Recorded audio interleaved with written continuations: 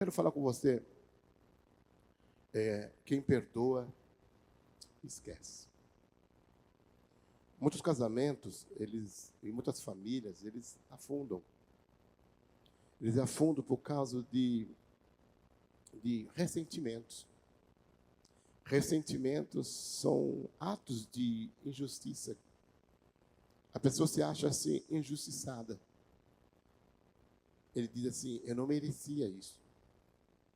Eu faço tanta coisa para ele, ou para ela, ou para eles, em relação aos filhos. E olha o que eu recebo. Eu só recebo ingratidão. Eles não são capazes de dizer nem obrigado. Eles só dizem que está ruim de algo que eu sei que está ruim. Mas quando está bom, eles não dizem que está bom. Eles não sabem dizer um obrigado. E isso gera na vida daquela pessoa um sentimento de ressentimento. Ressentimento é comer um arroz feito há 3 dias atrás. Você pega o arroz, eu pego o arroz assim, 3 dias, ponho um pouco de água e coloco no micro-ondas. Para dar uma ressentida nele. Para ele dar uma... Então, esse ressentimento é a mesma coisa que comer um arroz feito há 3 dias atrás. Aconteceu 3 dias atrás, mas hoje você ainda está sentindo. Então, ressentimento é algo muito ruim. E depois, o ressentimento, ele vai caminhando. E ele nos conduz à amargura. A amargura vem da palavra amor. Aquilo que era doce, mas agora, por causa do ressentimento, ficou amargo. Então, nada acontece direto por amargo. Primeira coisa que acontece é ficar ressentido. Não resolve, fica aquela coisa no coração do casal, dos filhos. Não resolve. E algumas pessoas acham que o passar do tempo, o tempo resolve. Não, o tempo vai transformar isso em amargura. O tempo não resolve. Isso vai virando uma coisa amarga. E a convivência saudável, ela exige algo chamado perdão constante e verdadeiro. Então, para ter convivência, não quer dizer que não vai haver problemas, porque nós somos imperfeitos. Quando você escolheu a pessoa que você ia conviver, talvez você se apaixonou por aquela pessoa, e quando a gente se apaixona, até os defeitos parece que não é defeito. Mas quando você vai conviver junto, aquilo que não te incomodava, começa a te incomodar.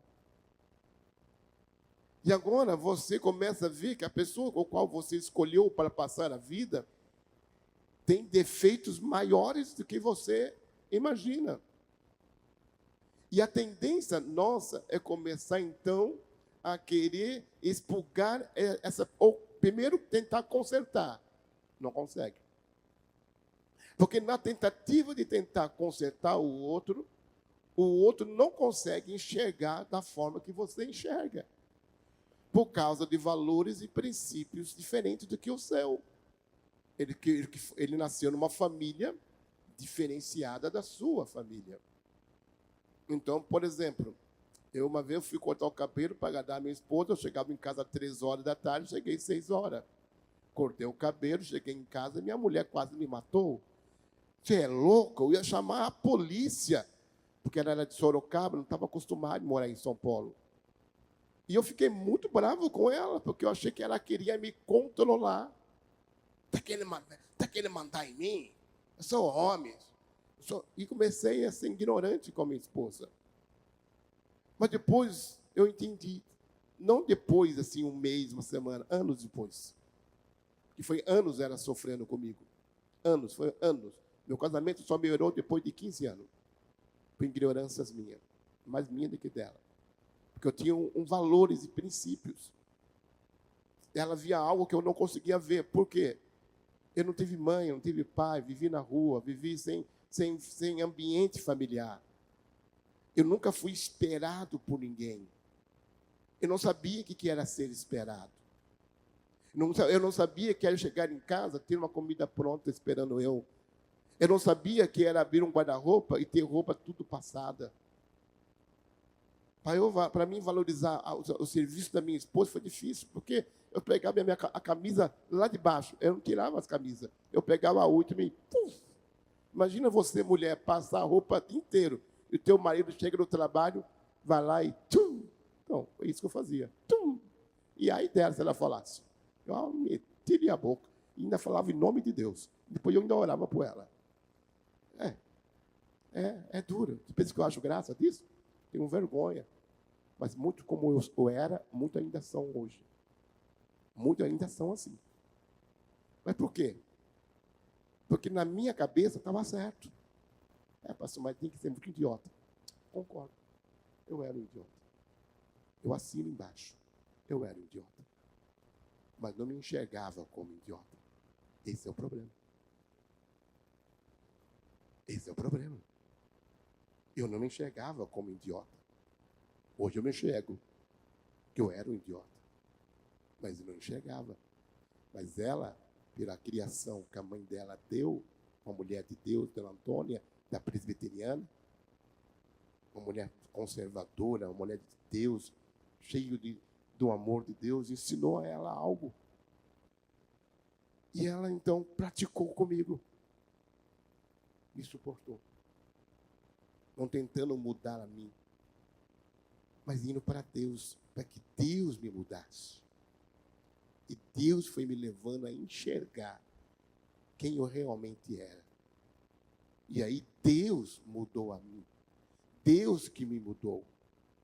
Mas eu guardei mágoa da minha esposa e ela guardou muita mágoa de mim. Mas aos 15 anos, nós de casamento, nós sentamos na cama e varamos a noite pedindo perdão um para o outro. E prometemos que nunca mais iríamos falar em divórcio. E nunca mais em casa se falou em divórcio. Nós falamos, a partir de hoje, nós vamos resolver isso. De joelho, vamos orar até babar. Mas a gente vai dar um jeito nisso. Não se fala mais. Porque não havia a prática do perdão. Não havia a prática da conversa. Nós estamos encerrando o culto, eu e minha casa serviremos ao Senhor. E foi uma campanha abençoada, né, irmãos? Foi muito abençoada. Mas eu preciso fechar esse momento falando sobre algo que não adianta fazer 6 semanas e eu não falar sobre isso. Porque isso é tudo. Porque mesmo que a sua família seja restaurada, vai ter pessoas imperfeitas morando lá dentro. Pastor, meu irmão, quer ver algo ruim que as pessoas fazem? O marido vai para o encontro. Quando volta para casa, tudo feliz. Uma semana depois, ele dá uma mancada. O que a mulher fala? Eu nem sei o que você foi fazer nesse encontro. O que você foi fazer nesse encontro? Continua a mesma pessoa? Pronto, acabou. Destruiu. Já destruiu. Aí a pessoa quer fazer algo para Deus, a pessoa quer fazer algo para a igreja. Só que aí, o que acontece? Ele pisa na bola, ou ela pisa, ou ele pisa. Qual é o que as pessoas falam? Assim que você vai liderar? Desse jeito? Agindo desta forma comigo? Pronto.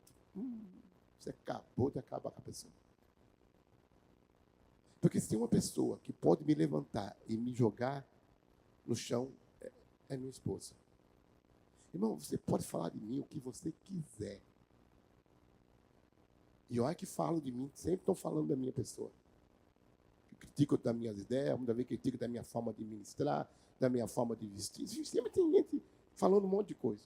Eu não me importo. Diante de Deus, eu não me importo. Mas quando a minha esposa fala algo, aquilo é um soco do Mike Tyson. Aquilo fala, se eu não consigo com você, então acabou. Muitas vezes, eu cheguei para minha esposa e falei, vou parar o meu ministério agora. Porque se eu não consigo convencer você, eu não posso trabalhar, ser pastor dessa igreja. Mas estou falando, não. Ela não tinha noção da que estava falando. Quer dizer, você não sabe o que está falando. Porque o que você fala ou me levanta ou me destrói. Isso vai dar ressentimento. Isso vai gerar amargura. É isso que o diabo quer. Mas o que eu faço? Perdoa. Só isso.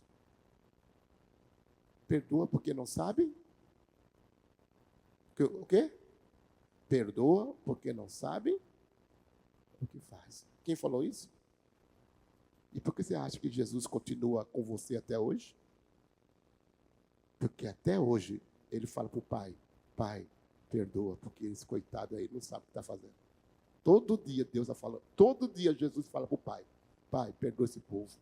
Pai, perdoa esse marido. Pai, perdoa essa esposa. Pai, perdoa essa menina. Perdoa esse menino. Pai, perdoa, porque eles não sabem o que fazem. Que se soubessem não fariam. Então perdoa. Perdoa pela ignorância dele. Da mesma forma que eu sou perdoado por Deus todos os dias, a conviver com Jesus, eu só posso desfrutar do amor de Deus quando eu aceito o perdão de Deus. Então, se você quer ter um casamento bom, aprenda, meu filho e minha filha. Eu não consigo. Consegue sim. Perdoar. Fala para o seu irmão, você consegue. Fala com vontade, fala bem no ouvido. Você consegue. Você consegue perdoar sim. Você consegue. Amém? Amém? Será que você tem algo para perdoar? Será que você tem algo para perdoar? Nós vamos orar daqui a pouco. Você vai ver que quando você perdoa, muda tudo na sua vida. Efésios 4:32.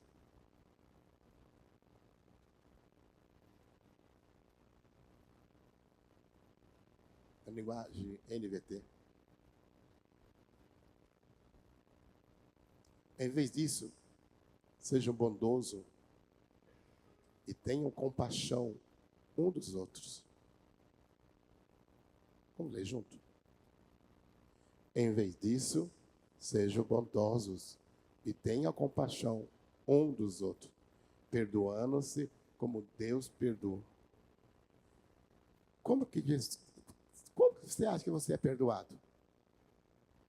Você acha que o que você faz não aborrece a Deus? Mas Deus Pai perdoa você todo dia em Cristo. O que Ele espera que eu faça? Que eu perdoe vocês em Cristo todos os dias. Isso é ser igreja. Ser igreja é isso. Conviver numa célula, conviver numa liderança. Não é possível nós andarmos juntos se eu não perdoar você e se vocês não me perdoar como seu pastor.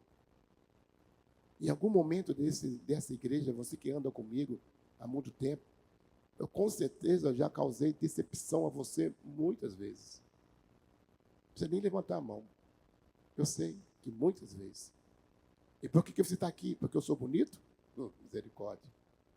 Não, é porque você me perdoou.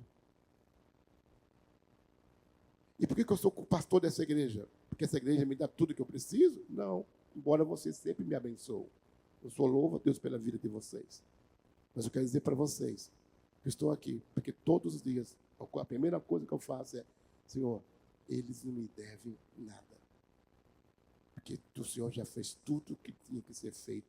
Eu te agradeço por toda a bondade que o Senhor tem liberado sobre a minha vida. A partir de hoje, levantar de manhãzinha, diga assim: Senhor, Deus é bom. Como diz o Salmo que a Diana leu, Deus é bom.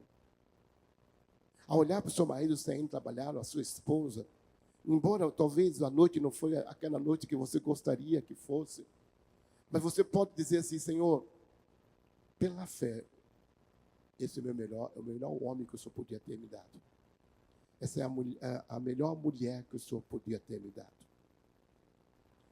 Sabe, porque se você querer uma mulher perfeita, então por que tem homem que faz 10 vezes que divorciou e está na 11ª? Porque não consegue achar uma pessoa que se enquadre na vida dele. Não existe uma mulher perfeita. E não existe um homem perfeito. Não, pastor, eu preciso achar um homem que me faça feliz. Não tem. Nenhum homem vai te fazer feliz. Nenhuma mulher vai te fazer feliz. Só Jesus te faz feliz.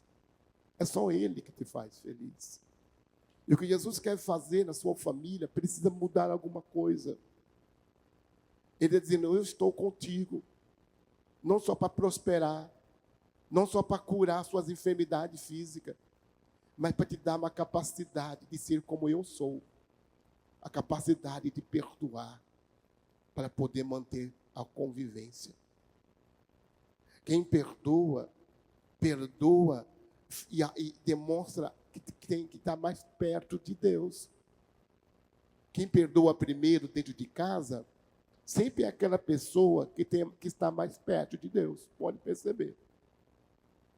E não perdoa. Ai, sou carnal. Sabe?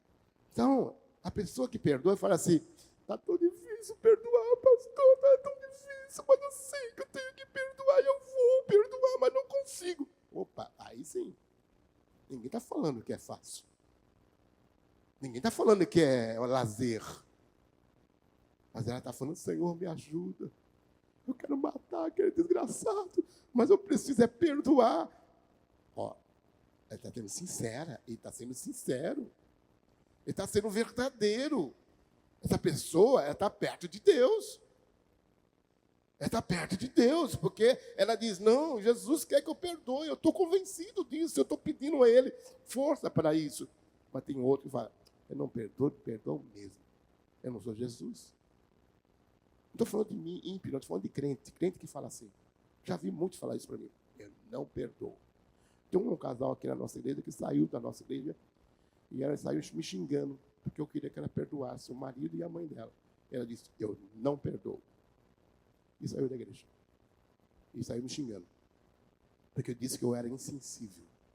Eu falei, não, filho, estou querendo te ajudar a ser feliz. Eu quero te ajudar a ser feliz, porque você nunca vai mudar a sua mãe. Você nunca vai mudar o seu cônjuge. Você vai ter que aprender a conviver com ele e ser feliz desse jeito. Porque a nossa alegria está em Cristo, não está nas pessoas. As pessoas nos dão prazer. Mas haverá um dia que a minha esposa vai embora, ou eu vou embora. E aí, acabou o prazer, a alegria dela? Não. A alegria dela é Cristo. Cristo é a alegria dela. Acabou a minha razão de viver. Não acabou não, irmão. A vida continua. Eu entendo essa dor, mas a vida não acabou, não. A vida continua. O propósito de Deus na sua vida continua. Deus vai nos fazer forte. Salmo 103, 12. Rapidamente.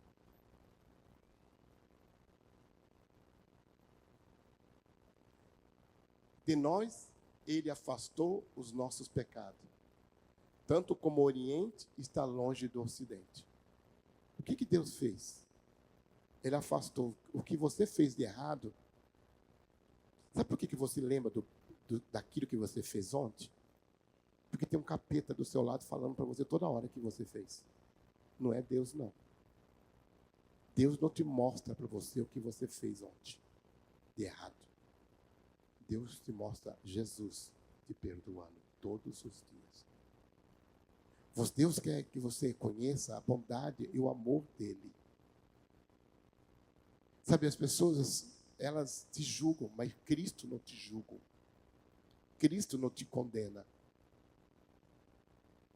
Aqui diz, é só você ler a Bíblia, irmãos. Só você ler a Bíblia. Não estou falando nada difícil. Eu tento ser mais simples na minha pregação. Salmo 130, 13 e 4. Rapidamente. 130. Senhor, se mantivesses um registro de nossos pecados, quem, ó Senhor, sobreviveria? Deixa aqui por enquanto. Pergunta para o seu irmão, você tem um livro de registro? Joga fora. Está na minha caderneta. Pensa que esqueci? Eu te pego na curva. Você vai me pagar ainda. Quem que falava isso? Minha mãe falava isso. Eu saía correndo para não apanhar. Ela falava, pode correr. Está anotado aqui. Você vai voltar para tomar banho. Você vai voltar para comer. Não é que a mulher era terrível? Eu entrava para tomar banho. Aí ia jantar. Tudo feliz da vida. Mamãe esqueceu. Ia deitar. Quando eu estava entrando no meu sono do justo, vinha minha mãe dentro do quarto e dizia, vamos conversar? Uma vara desse tamanho. Não, mãe. E, ela anotava, não passava nada. Muitas vezes nós achamos que Deus é assim. Ele fica anotando para depois te pegar na curva. E quando alguma coisa não dá certo na sua vida, você fala assim, Deus está pesando a mão sobre a minha vida. Deus não está pesando a mão. É o diabo que achou uma brecha na sua vida e está trabalhando. Mas Deus está dizendo, corre para mim que eu te protejo.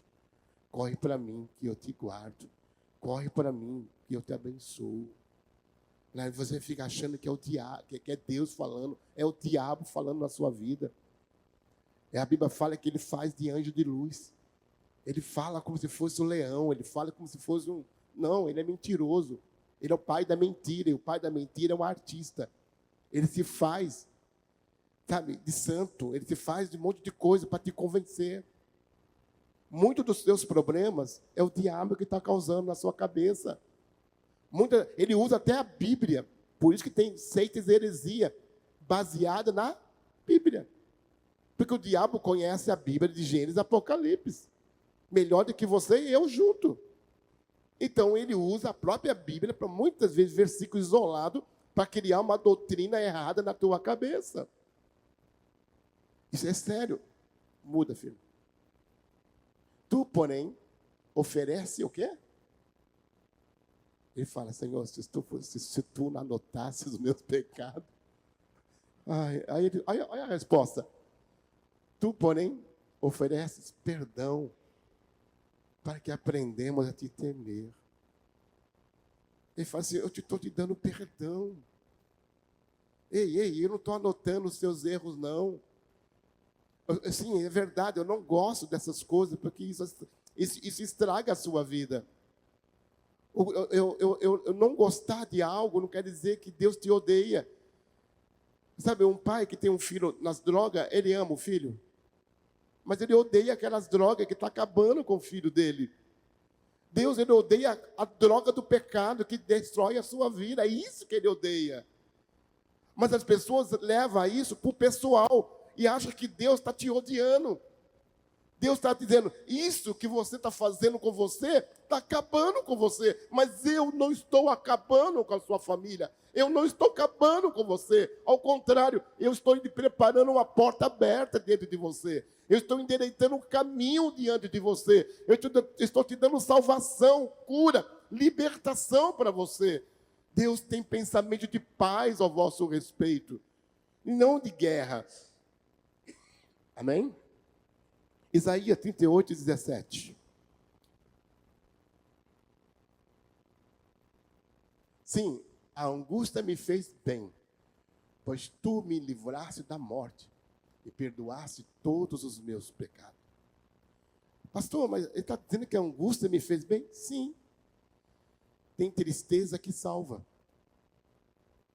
Eu fico muito preocupado quando alguém destrói uma família e está tudo bem. Está feliz da vida.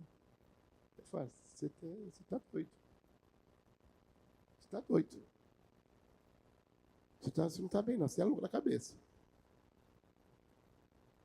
Morreu um filho. Ele está jogando bola. Como que pode? Minha filha, a Jéssica, ficou com dengue. Ontem ele veio ao hospital. Olha por ela, tá? Com dengue. E eu fui levar para o hospital e ele não passou bem, tudo. Eu estava lá, aí eu voltei, porque tinha algo aqui na igreja para a gente participar. Eu vim, deixei a Cléo ir lá, mas eu vim preocupado. Tomei banho, e fiquei esperando eles me chamarem. E eu fiquei aqui, porque eu estava muito feliz, porque ontem nós multiplicamos uma célula, fiquei tão feliz. Mas, ao mesmo tempo, eu estava preocupado. Porque é minha filha, eu não posso ficar... É minha filha, eu me importo com ela. Eu quero o bem dela. Essa angústia, ela é saudável porque demonstra o meu amor, a minha preocupação, que aquilo é importante para mim. Quando alguém nos demonstra isso, eu falo, você não ama. Ah, eu preciso mostrar para todo mundo. Não precisa mostrar, mas as pessoas percebem. Então, ele está dizendo aqui, sim, a angústia me fez bem, pois tu me livraste da morte e perdoaste todos os meus pecados. Todos. O Senhor me deu uma tristeza para dizer assim, eu não preciso mais viver assim. Amém? Pode dizer amém? Fala assim para o seu irmão, não peça desculpas. E mais desculpas. Para de pedir desculpa. Peça perdão. O crente não pede desculpa. Desculpa. Desculpa nada. Vamos sentar para conversar? Não fico mal. Fez sim. E qual o problema? Cachorro, ele late. Vaca, ele berra. E pecador, peca. Pessoas têm falha, ele vai falhar. Pronto, reconhece quem você é. Assim, irmão, eu tenho um problema. Eu tenho um problema de ansiedade. Eu sou muito nervoso. Eu já falei para vocês de púlpito que eu sou nervoso. Já falei centenas de vezes. Hoje eu estou bem melhor, mas eu sou nervoso. Aí eu percebo, eu tenho que me conter, porque eu falo, já atingiu a luzinha vermelha. Bi, bi, bi, bi, bi. Mas eu reconheço. Então, quando alguém fala, pastor, o senhor está nervoso? Eu falei, já demonstrei. É a minha carnalidade, é a minha fraqueza. Eu tenho orado por Deus todos os dias. E a minha esposa já sabe como eu sou. Então, o que ela faz? Ela fica na dela. Porque eu aprendi a conviver, conversando. Ela me perdoou e eu perdoo ela. Eu estou nervoso? Ela não fala as coisas quando eu estou nervoso. Porque se eu estou nervoso, ela fica quieta. Porque eu vou falar coisas que não são verdade. Eu vou falar coisas que vai machucar ela. E eu não gosto quando ela chora. Se ela chorar, eu fico mais nervoso ainda. Porque eu fiz a minha mulher chorar. Se tem uma coisa que um homem deve lutar para não fazer, é só a mulher chorar. Pode chorar de alegria, mas chorar de raiva e de tristeza, irmão, o homem nunca deve ver isso como um bom sinal. Então, quando eu vejo a minha mulher chorar, eu fico chateado. Eu fico, que homem sou eu que faz a minha mulher chorar? Então, eu fico mal. Mas, mesmo assim, eu vou lá e falo, me perdoa. Ele fala, tudo bem. Nós temos que aprender a conviver. O que Deus está fazendo na nossa família tem que continuar. Não pode ser só uma campanha, tem que ser algo permanente na sua vida. Problemas vão ter no casamento, problemas vão ter com os filhos. Mas tem que aprender, entender que os seus filhos vão causar decepção. O meu filho, Jonathan, está ali. Ele já me causou decepção várias vezes. Minha filha já me causou decepção várias vezes. E várias vezes me vieram e me pediram perdão. E eu os perdoei. O senhor ficou triste? Fiquei arrasado muito tempo. Arrasado. Mas eu perdoei. Por contrapartida, inúmeras vezes eu tive que procurar os meus filhos para pedir perdão. Eu pedi perdão para os meus filhos várias vezes. Você já pediu perdão para o seu filho? Você já pediu perdão para o seu filho? Eu pedia perdão para o João, quando eu tinha 5 anos de idade, já chamava ele, já pedia perdão. Quando eu discutia com a mãe dele, falava, você não é obrigado a ouvir essas besteiras aqui, não. Você me desculpa, viu? O pai foi muito imaturo. O pai desrespeitou a sua mãe. Porque ela é minha mulher, mas é a mãe dele. E ele não gosta que desrespeite a mãe dele. Aí muitas vezes a gente faz isso em casa e fica tudo certo. E quer que os filhos fiquem tudo bem com você. Não fica, irmão. Peça perdão. Não tem problema de você errar. Não tem problema de você jogar. Não tem. Só senta e conversa. É isso. Não estou condenando vocês. Estou dizendo assim, irmãos, senta e conversa. É só isso que o diabo quer. Que você não conversa. Deus está falando assim, senta e conversa e perdoa. É só sentar e falar assim, Senhor, me perdoa. Filhão, me perdoa. Ah, mas depois eu vou fazer de novo. Mas ele fala dos seus pecados, não lembra mais? Você lembra disso? dos seus pecados? Então, quando eu perdoo, eu não devo lembrar. Eu quero orar por você. Eu quero pedir para Deus falar com você. Amém? Aí você fala assim, pastor, mas eu não consigo esquecer. Hebreus 10, 17. Rapidamente, para a gente poder orar. E acrescenta, nunca mais me lembrarei dos seus pecados e seus atos, de... Nunca mais lembrarei dos seus pecados. Você precisa de um Manassés na sua vida. Abra lá em Gênesis capítulo 41, 51.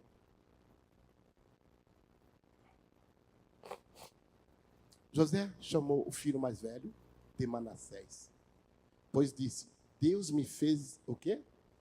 Esquecer todas as minhas dificuldades e toda a família de meu pai. José passou por muita luta nessa vida.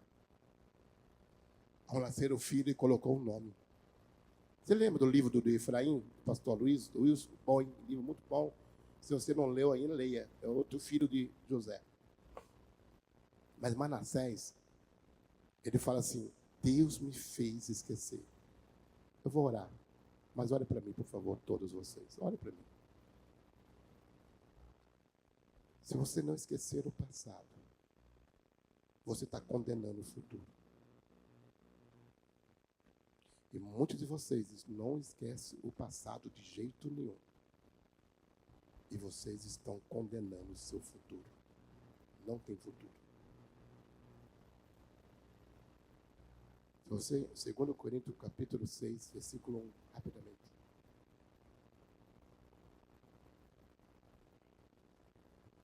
Como cooperadores de Deus, suplicamos a você que não recebam em vão a graça de Deus.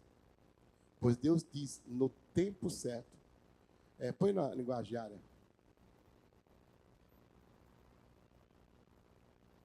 Linguajar, isso. Porque ele diz, eu te ouvi no tempo, o tempo que é kairos, no grego é tempo de Deus. Eu te ouvi no tempo da oportunidade. Agora é a sua oportunidade. E te socorri no dia da salvação. Eis o que, irmão? Agora, não é passado, não é futuro. A hora da decisão é agora. Para de ser procrastinador, deixar para amanhã o que tem que ser feito agora. Não, amanhã eu faço. Você sabe que você não faz. Minha esposa me xinga toda hora. Não, depois eu faço. Bem, você sabe que você não vai fazer. É verdade. Deixa eu resolver isso agora. Os maridos sabem o que eu estou falando, né? E as mulheres também sabem do que eu estou falando. Quando o marido fala, depois eu faço, você já sai, não vai sair nada não. Né? Eu tenho esse defeito. Por quê? Tem que ser feito agora. Porque se você deixar para depois, você não vai fazer. Então Deus está dizendo assim, ó, te socorri no dia da salvação. Eis agora, de novo, o tempo. De novo, o tempo, agora. É o tempo da onda que o pastor Ricardo falou. Agora é o tempo. Não adianta ter uma prancha, não adianta você saber falar em línguas estranhas, profetizar, orar, falar um monte de coisa, mas se você não discernir que esse é o momento que Deus está agindo na nossa igreja, na nossa célula, no nosso ministério, esse é o momento. Você tem que discernir esse momento. Esse é o momento que Deus está nos chamando. E aí ele diz, agora, o tempo sobremodo, transbordante, oportuno, é o tempo de novo, oportunidade. Oportuno, eis agora. De novo, agora, ele está repetindo.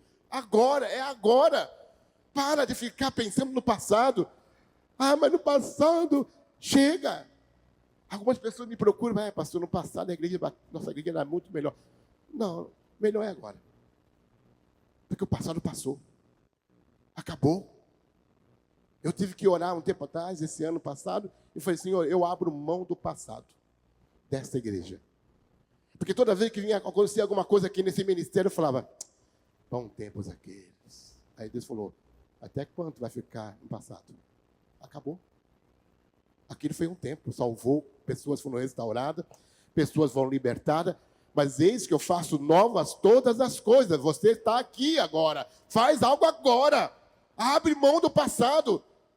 E para de ficar, mas amanhã Deus vai fazer algo poderoso aqui. Amanhã Deus vai multiplicar minha célula. Amanhã nós vamos comprar uma... Não, é agora que Deus quer fazer. É agora que Deus vai curar. É agora que Deus vai fazer milagre. É agora. Não é amanhã, não. É agora que Deus quer fazer. E nós muitas vezes não entendemos isso. Se você não abrir mão do passado, a sua família vai ficar presa no passado. Eu sei que o seu pai, a sua mãe, a sua família te causou muitos problemas. E talvez você emocionalmente está preso no passado. Mas eu quero dizer para você que agora em maio vai ter um encontro com Deus.